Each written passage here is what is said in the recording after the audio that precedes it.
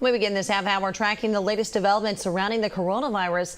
Kentucky's average new daily cases are the highest they've been in months. And let's update you right now on the latest numbers for the Commonwealth. And Governor Andy Beshear's office is reporting 963 new cases as of Wednesday. 181 of those cases coming from young people who are 18 and under. There are also 2 new deaths added, with making Kentucky's total death count sitting over 7,300. And our 7-day positivity rate is 6.12%. And right now, according to the state's office, there are 380 Kentuckians hospitalized with COVID-19 and 59 are on a ventilator.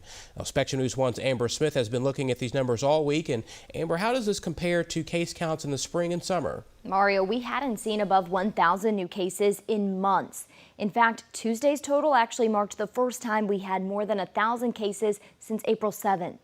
It was also the single highest case number in the Commonwealth since March 11th. That's a trend not unique to Kentucky, as the CDC says the more contagious Delta variant now accounts for 83% of overall coronavirus cases in the U.S.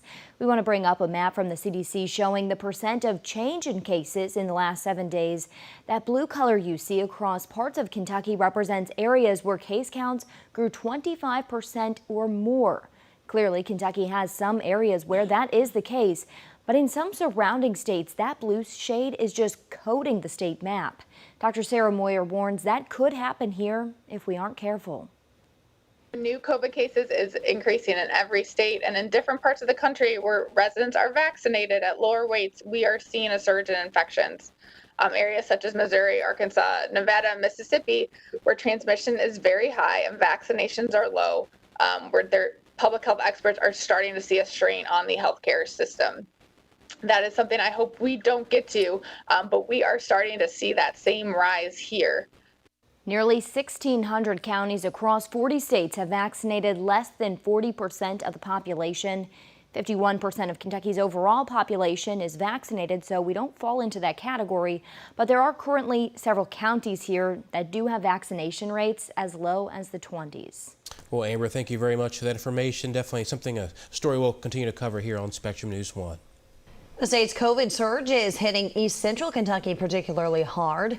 In June, a church in Woodford County experienced an outbreak of more than 40 cases. That's right. And this week, the public health director says lab results show 5 samples tested positive for the Delta variant. And Spectrum News 1's Khyati Patel takes us to Woodford County, which leads the state with the highest vaccination rate. It's nonstop work for Cassie Prather. The virus doesn't know county lines. Who's in between meetings in town. You know, here we are almost a month later, and we're still seeing the ripple effects of that outbreak at that church. Prather is the public health director for Woodford County. Retracing the steps, she says on June 27th, Kingsway Church experienced an outbreak of more than 40 cases. It's been an eye-opener to just how transmissible these variants are. That just from one exposure. So for us right now, the big question mark that's hanging, and I think I could speak for the community because we've gotten so many questions, is this the Delta variant?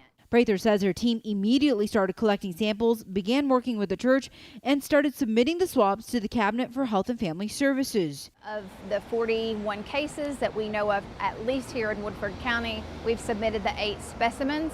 We do know that 12 of those individuals that were infected did in fact receive the vaccine. On Thursday, results for 5 out of 8 samples came back testing positive for the Delta variant. And we are in a county where the vaccination rate is pretty high, but it seems like the people that haven't gotten it at this point still will not get it, regardless if they've been infected or not. So that has been a difficult pill to swallow. The vaccination rate is 66% for the county, leading in the state with the most people with the vaccine. And I urge you again, please get the vaccine. Spectrum News, Khyati Patel. Khyati, thank you. The Woodford County Public Health Director says results for the rest of the samples should be in tomorrow. We have a pandemic for those who haven't gotten the vaccination. It's that basic, that simple. President Joe Biden touted the need for young Americans to get vaccinated against the coronavirus in a town hall in Cincinnati last night. When questioned, President Biden believed that young children under 12 should be able to get vaccinated soon. The president says scientists are currently in the midst of testing and trying to make a decision.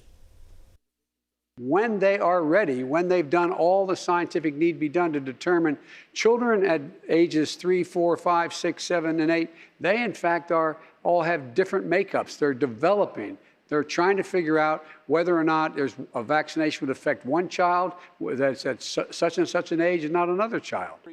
Coming up in the next half hour, we'll bring you some more of President Biden's comments on the administration's infrastructure efforts. Dr. Anthony Fauci and Senator Rand Paul of Kentucky's feud continues. And on his most recent appearance on Fox News, Paul threatened Fauci with a criminal referral to the Justice Department. And this comes after Paul again suggested that research funded by the U.S. at a lab in Wuhan, China, is to blame for COVID-19, and that the nation's top infectious disease expert lied about it in testimony 2 months ago. Fauci denies the NIH funded any such research at the lab on the COVID virus. And I will be sending a letter to the Department of Justice asking for a criminal referral because he has lied to Congress. We have scientists that will line up by the dozens to say that the research he was funding was gain of function. He's doing this because he has a self-interest to cover his tracks and to cover his connection to Wuhan lab.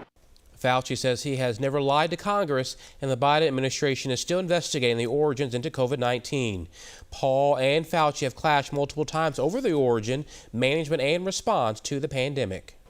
Happening today, Governor Andy Beshear is set to hold another Team Kentucky update.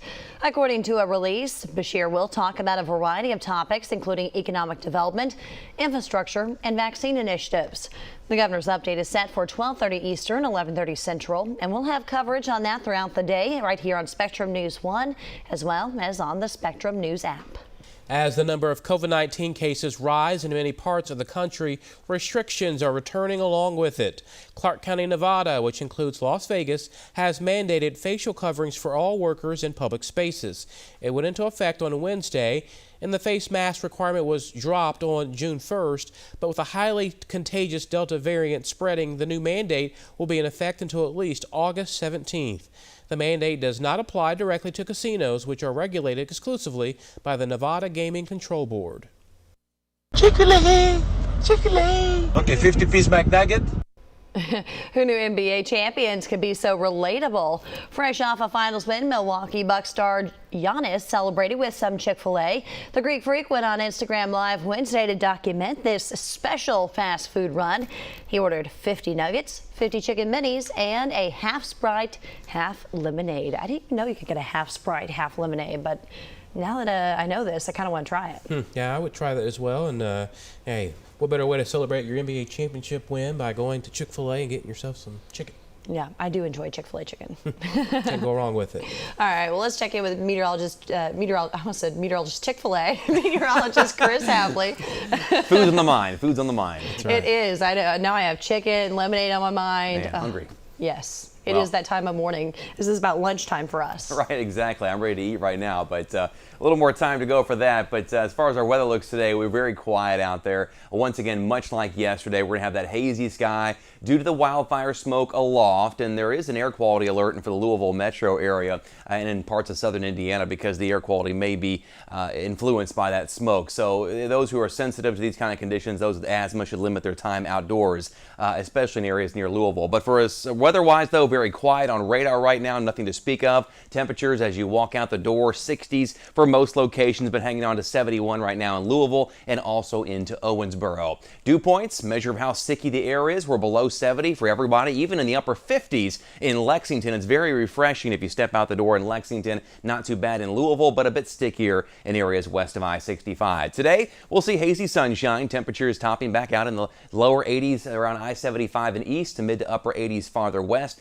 Not too bad out there. Tonight, we'll be dropping back into the 66-degree range for Louisville. Some upper 50s, low 60s in eastern Kentucky. Should be a pleasant evening there, but this lower humidity and cooler air is not going to stick around forever. In fact, we start to warm things up pretty quickly going into our Friday. Highs back near 90 in Louisville tomorrow, mid-80s as we close out the work week in Lexington, 90 in Bowling Green, and also into Paducah. And that dew point, that humidity will start to rise a bit on Friday, but it really starts cranking up as we go in toward the upcoming weekend. In fact, fact, Saturday looks very muggy, very warm if not hot. Highs near 92 Louisville, 89 London, 90 Covington. Could see a few spotty storms in far western Kentucky on Saturday. Chance is pretty low, but that chance does increase as we go into our Sunday. And as it also happens, look at the dew points on Sunday and going into Monday. It's going to be very muggy for the early part of next week. More details on that in the 7-day forecast coming up here in just a bit. Back to you guys.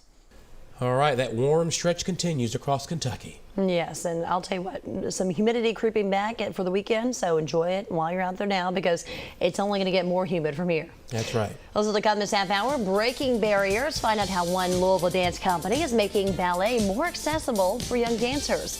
We have that story and more when your morning news returns in less than 3 minutes.